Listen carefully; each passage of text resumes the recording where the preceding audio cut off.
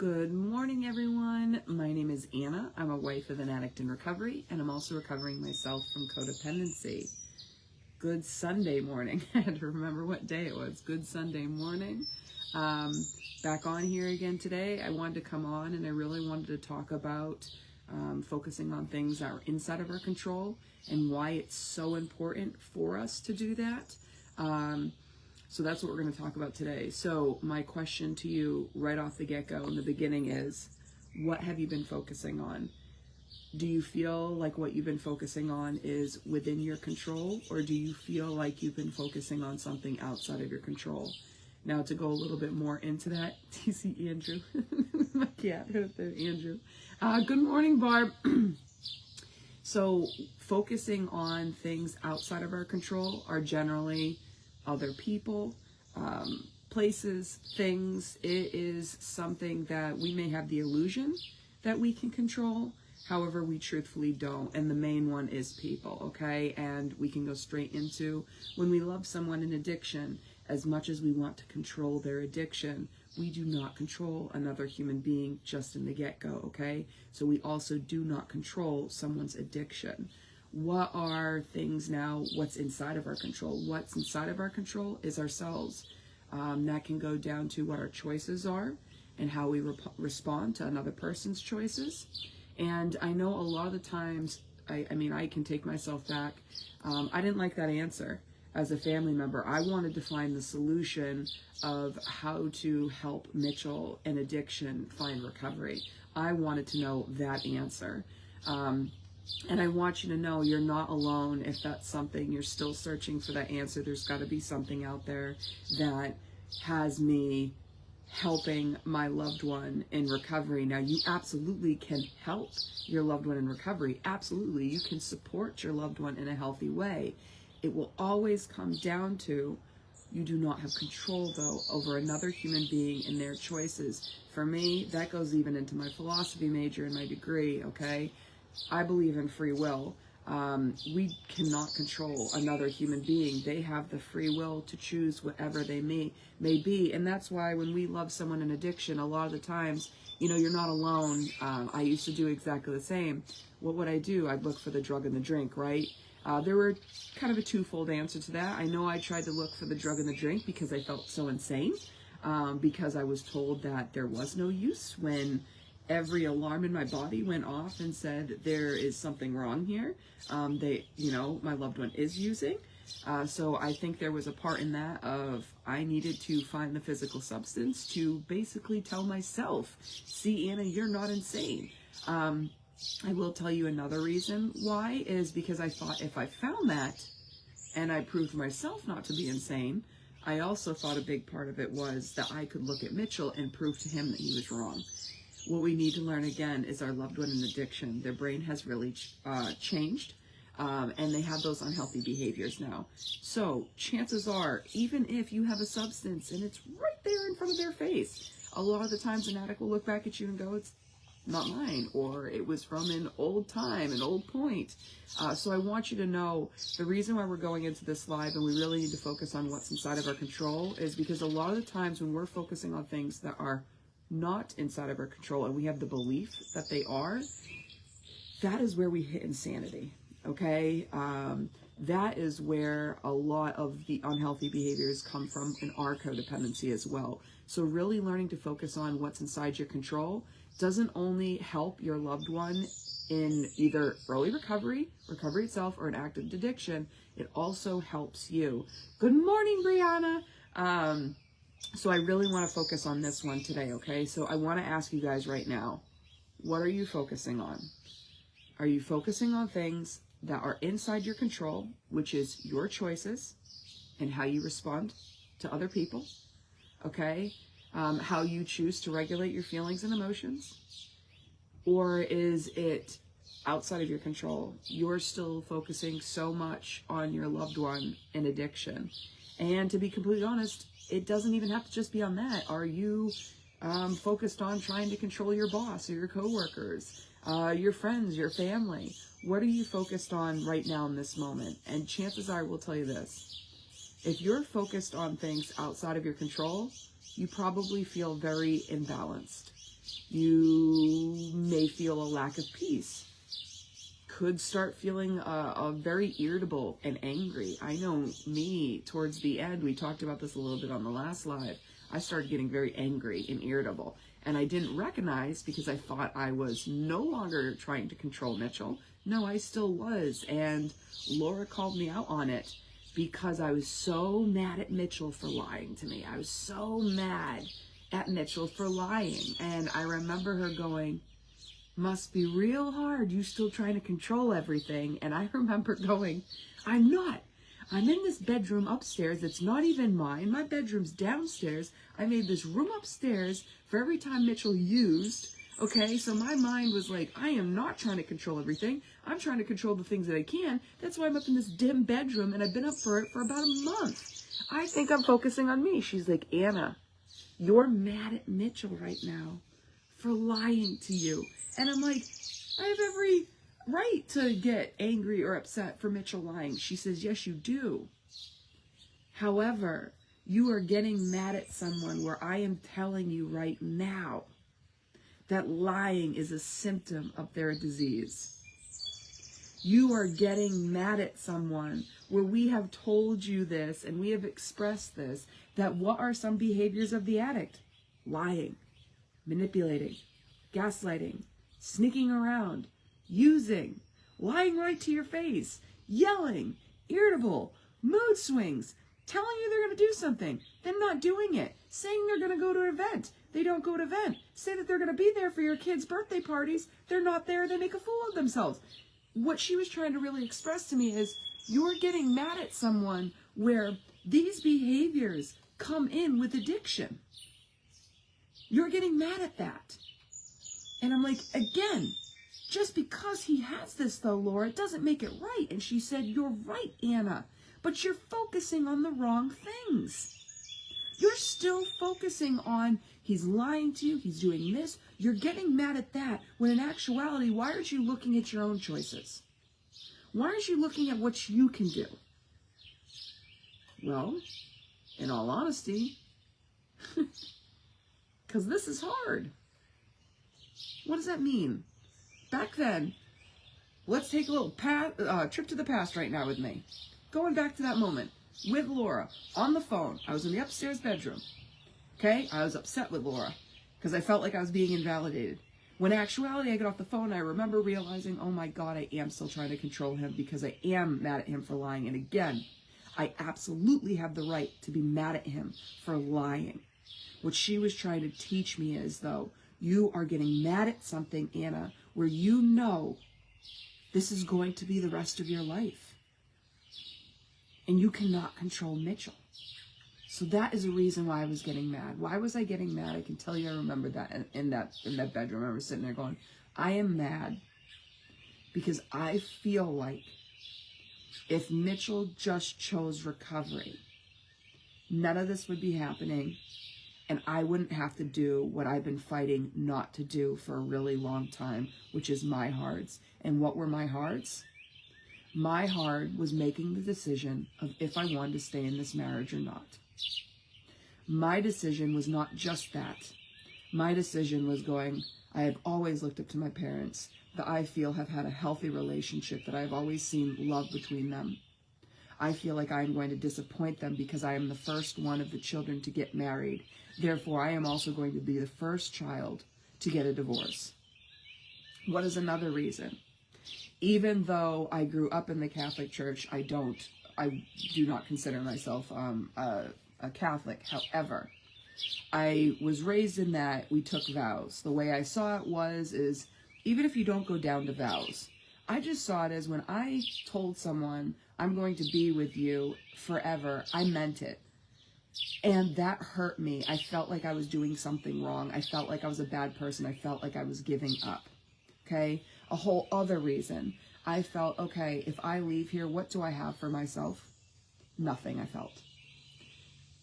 I didn't have a family, meaning as Mitchell and I did not make a family because of the addiction. I would leave divorced. I would be moving back in with my mother and father. I was 32 years old, I think, at that point, 32 years old, moving back to the hometown where I felt like I was nothing. I didn't utilize my degree that I had in college. I was working still for Disney. Though Disney was something that gave me worth, now I'm leaving Disney. So I'm coming back to a place where I always felt worthless. I didn't feel like I had an identity. And so now I'm coming to this place, no money to my name, no career to my name. I felt like I was nothing. Okay? I felt like all that time I put in, I met Mitchell when I was 22 years old, and I'm 32. So for 10 years, I was with Mitchell. So my mentality also said, I've been with this man for 10 years. And anybody that's had a relationship that started at that younger age, you do feel like your identity is wrapped up also in that individual. The years 20, I feel like we're finding ourselves. We're trying to figure out who we are, our identity, our worth, all that stuff. My identity was wrapped up in Mitchell. To also be completely honest and transparent with all of you, what gave me worth, absolutely, I see it now. I didn't see it in the moment, but I see it now, was being a caretaker. My husband suffered with something, okay? So I saw it as my duty to take care of him. Even if I would even tell you, maybe if Mitchell wasn't my husband, I felt that my role, I felt more worth when I was helping people. So for that too, when I'm leaving this marriage, I'm losing everything that I'm conscious of and some things that I'm not. Okay? So for me, that was a massive reason why for a long time I didn't focus on what was inside my control. I focused on things outside of my control, which I will tell you right now is trying to get Mitchell into recovery. We can do this in a healthy way, but then there's another way where we're not doing it in a healthy way. We're enabling them. And enabling is not good. What that could look like is, okay, I want my loved one in recovery, so I'm going to pay for their rent, even though they're in active addiction. I want my loved one in recovery, and I know they're hurting, so I'm going to continue to pay for their bills. I know my loved one is in active addiction, but, I don't want them on the street, so I'm going to continue having them in my home. I'm not saying you have to do these things, guys. What I'm telling you is to sit there and to really think. What you're doing, is it perpetuating the problem? Is the problem actually getting better, or is it staying the same and getting worse? That's the best way I can describe it to you. I want you to see in the ways that you believe, the ways that I did the same exact thing, is I felt that I was helping my loved one in addiction. Did the problem ever get better? Did it stay the same, or did it get worse? So when I was paying the bills, when I was making the doctor's appointments, when I was making up the lies for Mitchell with job, when I was waking Mitchell up for his job, when I was getting in the middle between Mitchell and his family, I would always continue seeing this is how I help my loved one in recovery, right? You pay for the bills. You stand by them if they made a mistake. He's asking me to wake him up, so I'm going to wake him up. Then he tells me not to wake him up, so I don't wake him up. His family calls me, so I continuously pick up the phone. Mitchell doing things over and over, but not holding boundaries. I want you to ask yourself right now, you doing those things, is it helping the problem? Is it getting better? Or is it getting worse? I'm telling you this right now. If you have a loved one in addiction and you're doing things that you quote unquote think are helping them, supporting them, and you're seeing the problem continue, or you're seeing the problem get worse, you need to sit back and ask yourself, are you enabling, or are you actually holding boundaries? Now, I will clarify something. When we hold boundaries for the first time, yes, generally it will get worse before it even gets a chance of getting better. Why? Because now you are doing something different. You are doing something different that you have never done before, and the addict is basically testing the waters and going, I don't freaking believe you. And then when a loved one actually holds the boundaries, now what happens with the addict is temper tantrum. Before it's kind of going, oh, they're full of crap. They've done this multiple times. They don't mean it. Now all of a sudden you're holding a boundary. So now that is why you're like, why are they yelling and screaming at me? Because you're getting behaviors of the addict. You're getting that survival brain. Now all of a sudden they're going, oh, they think they can do this? Well, I'm going to use the things, and it's not that they're logically thinking this out, okay? They're in survival brain. What happens is, though, it goes, okay, well, they're trying to stand their ground, so I'm going to manipulate the problem. I'm going to scream louder. I'm going to yell louder. I'm going to tell people around them that they're the problem, that they're lying, that they're doing these things. Okay? So I want you to know too, when you hold boundaries, yes, you're going to get kickback, but it doesn't mean you're doing something wrong. Okay? Absolutely. If you ask me, Anna, when you left Mitchell, did he get better? After. Not in the beginning.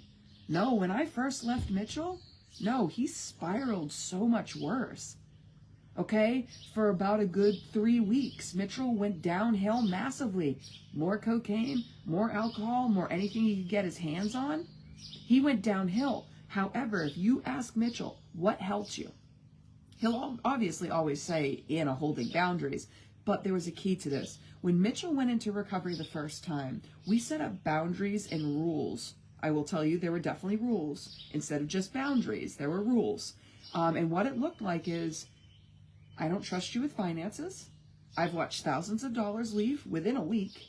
Okay, because Mitchell's DOC and drug choice was cocaine. But like Mitchell always says, it was his drug of choice is really more. So of anything he could get his hands on. So we made the rule that you are not going to have control of the finances. All the finances are going to go in my name. Bills, bank accounts, all of that. Another rule was you are not to have cash on you. Because in rehab, Mitchell was honest and said having money was a trigger. Are you leaving? Oh, yeah. Okay. Money was a trigger. So we set that up, that this is what it's going to look like. And so when that last relapse occurred, Mitchell did not have money. He had a little bit in the beginning because he did tell me at one point, Anna, I'm going to get a vehicle down here and I'm going to go to rehab. We did talk about this. I talked with Laura. She said, go ahead. So I sent Mitchell $10,000. That was from the selling of the company. So I sent him $10,000 to get a truck. I watched, I think $1,500 to $2,000 go within a few days. And I asked Mitchell, where did that money go? I thought you were getting a truck. He's like, oh, it was just for the down payment, but I'm not going to get it anymore. I'm like, okay, well, are they giving it you back? No, they're not. So I said, Mitchell, I'm going to take that money back. He was like, okay. So I took that money back. Then Mitchell had zero again. We really believe, if you ask Mitchell, because when that happened, he had no more money to his name. So when he was spiraling, okay, when he was spiraling, he was doing so much cocaine, alcohol to get back down from the cocaine. When I took that money, Mitchell had nothing anymore. Okay, so he sat in that place and he even said, I had all the other dealers that I had, they already fronted me stuff. So I couldn't get more. He even said it, I owe dealers. Okay, so Mitchell now couldn't go back to his dealers. He had no more money to his name. So, I'm going to tell you right now, I fully believe when I used to do in the past, and I would enable Mitchell when Mitchell would ask me for money, and I would continuously give it to him, Mitchell would continue to spiral. However, focusing on things inside my control. I cannot stop Mitchell's addiction, but this is both our money. I'm not going to see this money go down and me not have money to pay mortgage on my home. Also, if Mitchell and I go through a divorce, I don't want the bank taking the home. Okay? So, focusing on my control, I think also really helped Mitchell. Because Mitchell no longer having that money took away that habit. And that was not to control Mitchell to stop it. It was working with Mitchell when he was in recovery, telling us, the therapist and all of us, what his triggers were. And we came up with it together. I did not just go, we're going to do this. Mitchell went, I think this is a good idea. Okay, so I really need you to ask yourself right now, are you focusing on things inside your control or not? And what I'm going to ask you is the things that you feel like you're focusing on inside your control, is the situation getting worse? Okay, so if you are not holding boundaries, boundaries are your choice to their choice. It is an action step. To give you some examples of boundaries, it looks like this. Mitchell, if you choose to come home at a different time, later than we said, I choose to leave without you. Mitchell, if you come home high or drunk, I choose to go to the bedroom upstairs. Mitchell, you're yelling at me. If you continue to yell at me, I'm going to leave this conversation. Mitchell, I know you're lying to me.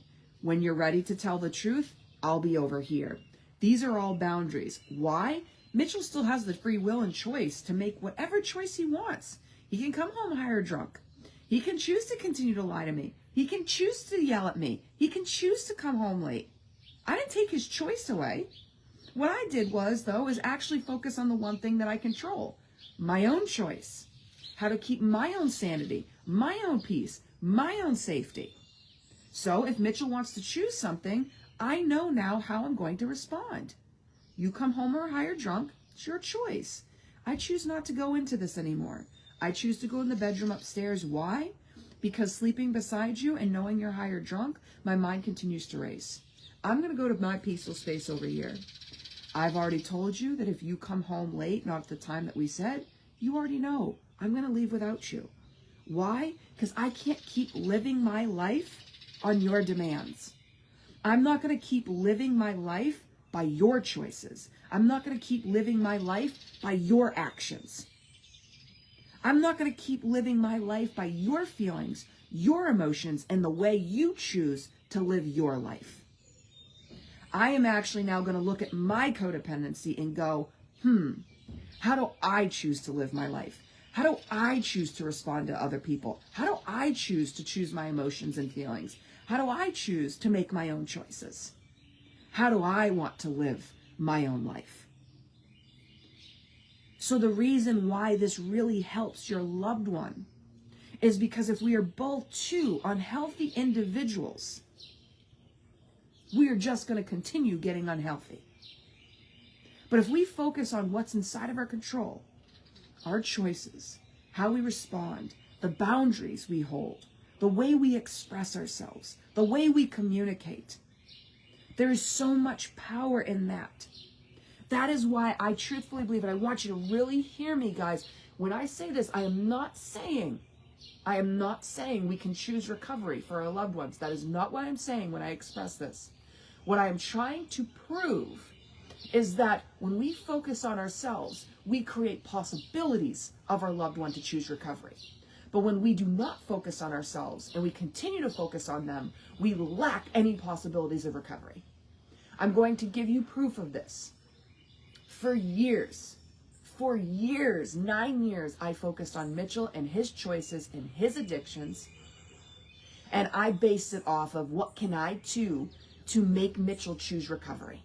And I didn't mean that, I felt like, in a controlling way. I did it as, how can I help this person? How can I help the person I love? How can I help him choose recovery? So for 9 years, I focused on Mitchell.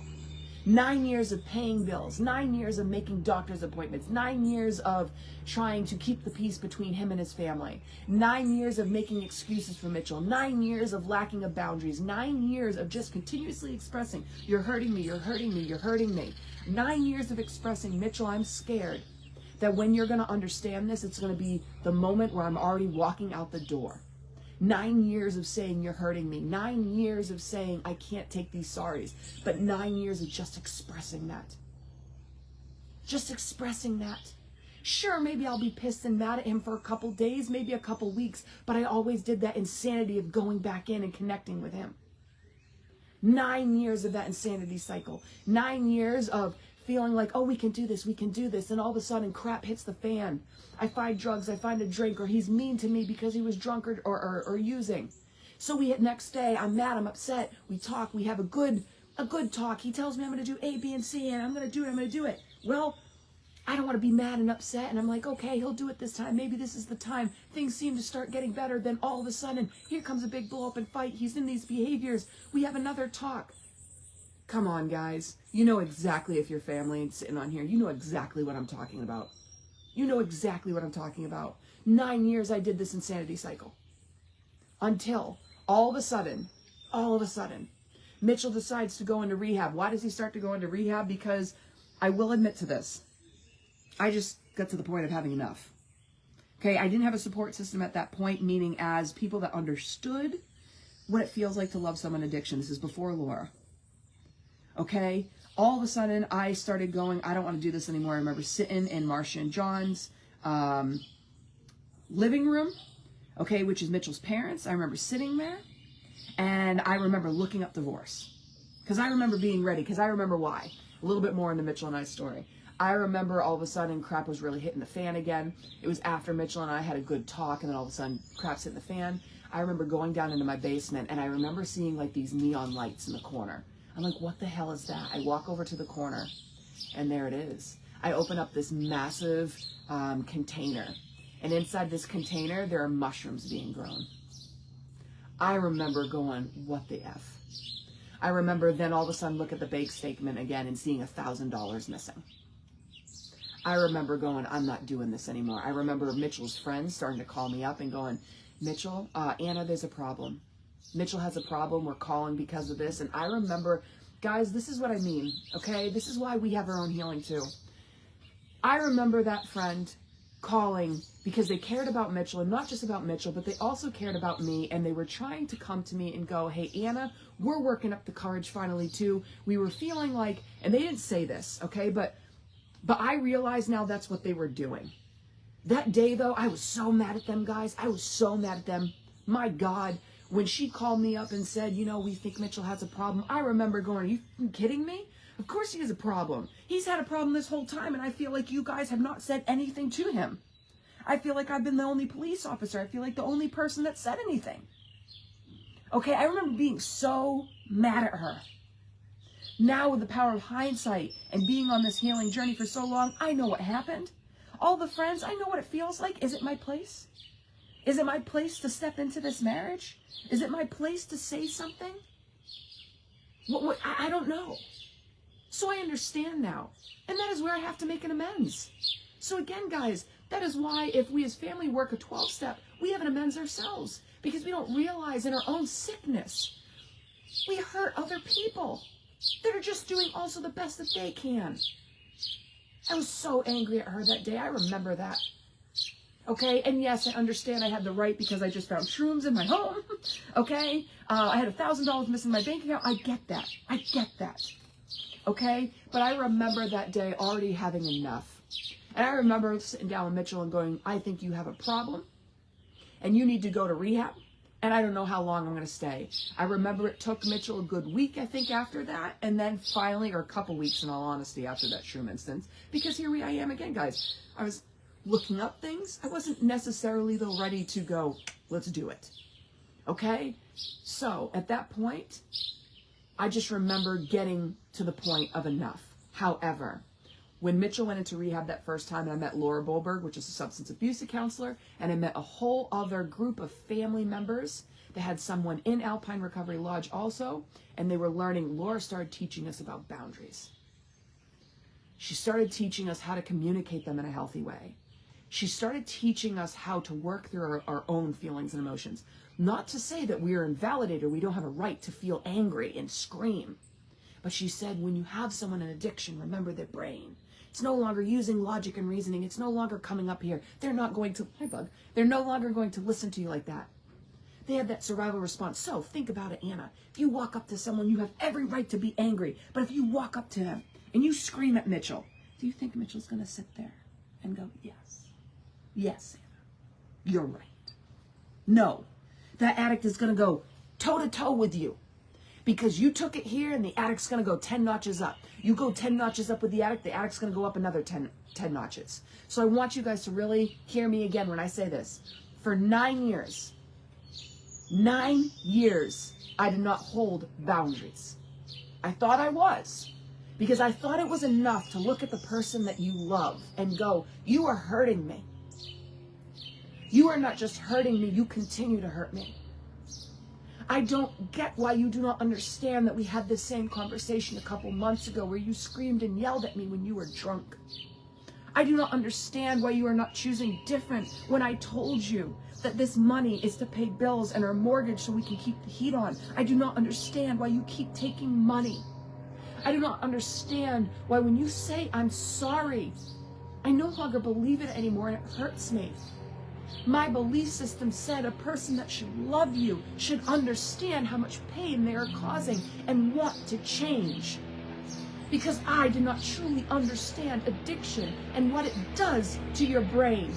I did not understand that addiction was actually a disease or either a mental disorder. You cannot look at someone that has bipolar and go, you know what, stop being bipolar. Change your feelings and emotions. The same way as if they come out and they go, alcoholism, addiction, you know what, guys? We have realized it's no longer a disease, but it is a disorder. It goes in the same thing. This is somebody that does not come down to just one simple choice. So I want you to recognize you are no different, and I understand where you're coming from. For 9 years, I sat there and believed if I just continued expressing and showing my pain and my hurt, that the person that I love will understand and go, you know what, I want to choose different. Especially, I understand this. I understand this if you have children. I did not have children with Mitchell at the time. Understanding and kind of going, you're hurting the kids. Why are you not choosing different? I don't get this. Because our brain is trying to think with logic and reasoning. Our brain is trying to go in that moment of, if you love your children, why are you doing this? You tell me you will not hurt them, but you are. Our brain goes, I don't get this. We keep trying to think with our logic and reasoning brain of an illogical situation. Okay? So I want you to think I understand with you, but for 9 years, I just expressed it and there was no boundaries. Nothing ever changed with Mitchell. Nothing ever changed. The insanity cycle always continued, and that is why I want to show you proof that when we lack our own recovery, family members, we don't challenge our codependency. We don't learn how to hold boundaries. We don't learn how to healthy communicate. We don't work on our own self-worth. We don't work on our own core beliefs. We are going to do the continued same thing with them. We do our codependency, they do their addiction. Nothing will ever change. Nothing. You will stay on that insanity cycle for the rest of your life. However, why did Mitchell choose recovery that first time? Because really, I believe I told him and I had enough at that point. I was ready to walk out at that point. It again was not a threat. I was ready. Okay? Then after being with Lorna's someone that passed away that I love too, so I gotta think about that afterwards. So with Laura, and she's helping me with boundaries, why do I think Mitchell had that possibility and chance of long-term recovery? Because I stopped just talking about it. I stopped just saying, if you continue to do this, I'm gonna do this. I stopped just continuing of, you're hurting me. I did something about it. I want you guys to really hear me, because really, in all honesty, are we doing any different than them? When they continue to look at us and go, you know what, this time I'm going to choose different, and the cycle just continues. This time I'm going to go to rehab. This time I'm going to go talk to a sponsor. This time I'm going to do minis. This time I'm going to go talk to a doctor. This time I'm going to stop. And it never stops. Because they're not doing. They're just saying. Now us as codependents, when we just continue saying, I'm going to do this if you continue to do this, but we don't do it. You're hurting me, but we don't do anything about it. How is either side any different? Do you see the insanity in this? It's not just about them. You know I'm a massive advocate that families need to work their own recovery, that families need to work their own healing. We have our part to play in this. And yes, I am very damn passionate about it. Why? Because I'm telling you, for so long when I thought Mitchell was the problem, he was the only chess piece in this. He is the only problem. Nothing ever had a possibility of changing. Why? Because I believed he was just the problem. I focused just on him. I believed my control was on focusing on him. However, when I started taking this finger and pointing at myself and going, do I have a part to play in this? Do I have to work on something? What do I have to focus on? Okay? I don't like when someone continues to lie at me. I don't like when someone continues to hurt me. I don't like when someone continues to say I'm sorry, but continues the same behavior. That is manipulation, by the way. Okay? If someone in front of you continues to say I'm sorry, but they continue the same damn behavior, I need you to hear me right now. That is a form of manipulation, whether they are conscious of it or not.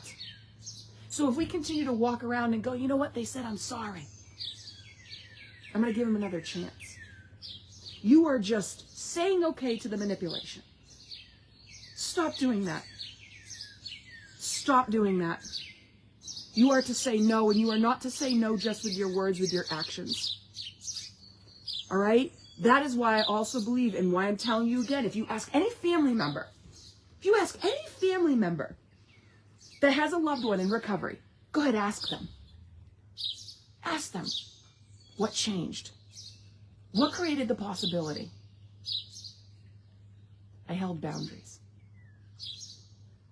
I stopped speaking what I wanted to do and not doing it. I actually spoke what I wanted to do, and I followed through with it. Ask them the next question. Was it hard? Of course it was.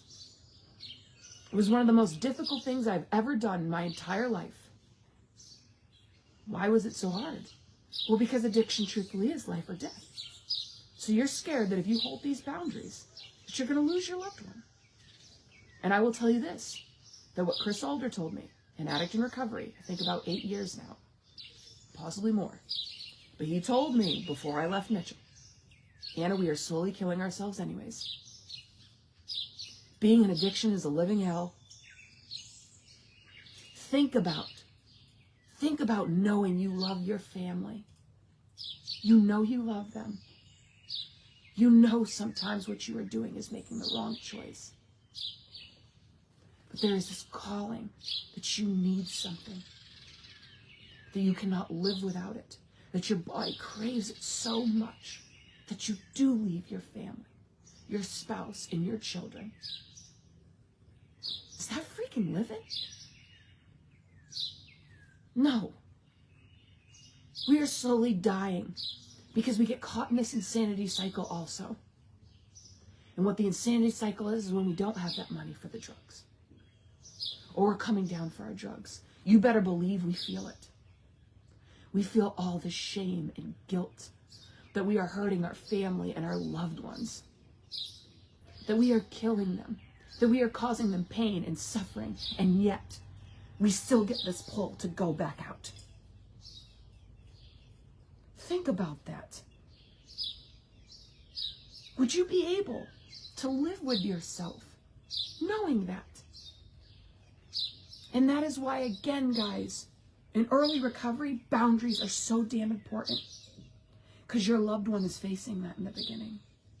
They're going to face all that shame and guilt, and they need you. You want to support them in a healthy way, they need you to hold those boundaries. Because that shame and guilt comes back in. I've talked to Mitchell, and he's told me, I have so much shame in that, Anna. There are times where I look at you and I believe I do not have a right to speak still to this day for how much I hurt you. I look at my nieces and nephews and realize that I stole their medication in which they needed. I look at my parents and everybody else and I realize how much money I continue to steal over the years from them. Even going into the middle console and stealing what change I could find. Going into stores and stealing, driving drunk. I could have killed somebody. I need you to know, recovery does not come about by families enabling loved ones in addiction. Recovery comes about because loved ones do the hard things, the hardest of the things, and hold boundaries and not know what's going to happen.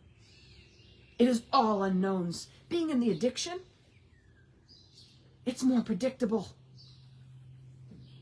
Going and holding boundaries, not knowing, leaving your spouse because it's the right decision and healthiest decision for you, all unknown.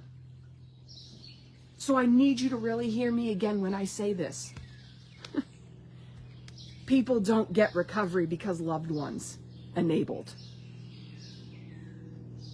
People in addiction get recovery because loved ones started working their own recovery and healing journey. They started learning about codependency. They started learning about healthy communication. They started learning about what addiction did to the brain. They start working on their self-worth. They start working on their core beliefs. They start gaining confidence in themselves. And they go, you know what? I freaking love you. And at the same time, you are hurting me. I am going to start loving you from a distance, not right here in front of you where you can hurt me. I am going to walk away now. Not because it is a lack of love. I am walking away because I don't want to be hurt anymore, and this is the thing that I can control. I can't control you and your addiction. I can't even control you if you're going to hurt me or not. What I can control is this, though. I don't want to be a participant in anymore. So I'm going to hold these boundaries, and I'm going to say, when you come home high or drunk, I'm not going to engage with you. When I come home and I see you drinking over there, I am not going to engage with you. If you come home high or drunk, I'm going to take my connection for a while. I'm going to come up with a boundary. This is what we need. And again, guys, we cannot control our loved one and choose recovery for them. I wish we could. But I promise you, again, 9 years of me doing the same thing. Mitchell never got recovery. 9 years. But then all of a sudden I hold boundaries. I speak up for myself. I gain confidence in myself. I do what's right for me, and a lot of you know my journey. I did. I chose to leave Mitchell. I left him. I did not believe we would be in this position right now. I absolutely 110% believed we were getting a divorce. Okay? 110%. I absolutely believe what the turning point was me leaning into my hearts and holding boundaries. So then Mitchell was sitting there alone, and Mitchell made the choice for himself. I did not choose for him.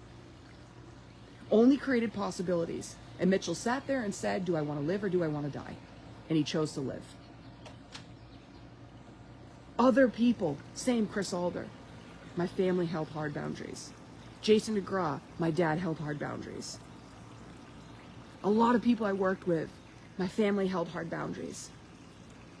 So if you're thinking about today, focus on what is inside your control. Stop focusing on if you can control their addiction or not. It's pointless. You are continuing to hurt yourself, and I'm telling you, you're hurting your loved one. Focus on you. What can you do? What can you do? Inside, what are your choices? What is your journey going to be? Go read Codependent No More by Melody Beattie. Go pick up Fight Right by the Gottmans. Go pick up the 4 Agreements. Join a 12-step program. Come to the Thursday night meeting on Zoom, Codependent Connection. Join the private support group, We Are Recovery Family. That's just I don't know how you want to say it. I don't know how to say it, guys. It's just it's like a facet of We Are Recovery. It's a private support group just for families. Join a support group, many support groups on Facebook for families. Start focusing on you. Start healing you. Start working on you. You are worth surviving too. You are worth living too. You need to do that as well. I want to go up real quick just to make sure, guys. Mayaka says, I have never done anything for him. He doesn't realize I stuck through all of this nonsense, started addiction. You need to know something, Barb, and I'll be honest about this one right now. When addicts are in active addiction, they are 100% in victim mentality.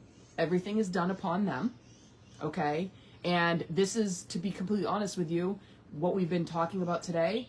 We as codependents, when we're stuck in our codependency, everything is done upon us. We're also stuck in victim mentality. One of us needs to get out of victim mentality. Okay, and when we start working a healing journey, a recovery journey, we get out of that victim mentality. We become the survivor. Okay, so I want you to know, I can tell you this right now, I probably have not met any addict that was in active addiction that did not say that people abandoned them. Okay, so I'm telling you right now, you know, okay, I know for a fact how much we stick beside them for so long.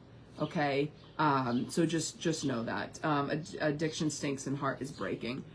Addiction is one of the most horrible things. I would never even wish it on anybody. Even though we are not together, I still wish him recovery. And Barb, that shows a healing journey right there is, again, that same thing. Love from a distance.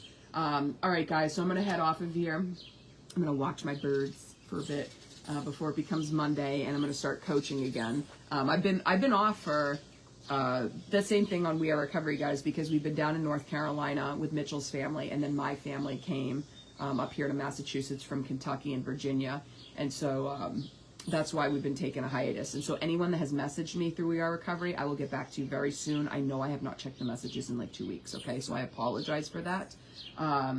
So I will get back to everyone. I'll get back into the swing of things. Coaching's going to be starting again soon too. And just to let everyone know, we will be doing very soon, because we're going to be here now. We're going to start those, Monday meetings will start again. Monday meetings are the ones that we do right on We Are. But Mitchell and I are going to do also the workshops soon. And we'll be doing that on the Light Within coaching page. Okay, I'll probably just show it once on We Are Recovery, but the rest will be on the Light Within Recovery Coaching. So if you're interested in that, want to follow that, head over there, because I want to kind of keep We Are Recovery and the coaching page completely separate. Okay, but I love you guys very much. I hope you have a good Sunday. I hope this live made sense. And I will see you again soon. All right, love you guys. Bye.